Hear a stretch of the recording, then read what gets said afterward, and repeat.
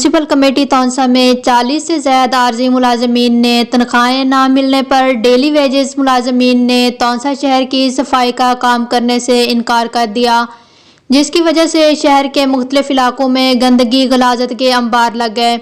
आर्जी मुलाजमीन की 4 माह की तनख्वाहों की अदम अदायगी MS तौंसा की सफाई का निज़ाम दरहम बरहम हो गया। मुख्तलिफ वार्ड में गंदगी के ढेर।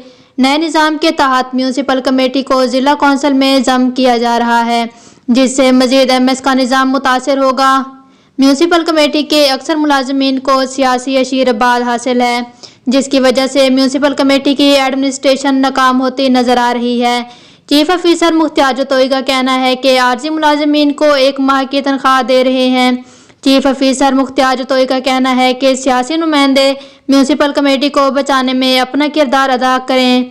महदूद वसाइल के बावजूद शहर में सफाई का निज़ाम बेहतर बनाया जा रहा है। आखिर में उन्होंने कहा कि ब्लैक मेलिंग को किसी सूरत बर्दाश्त नहीं करेंगे।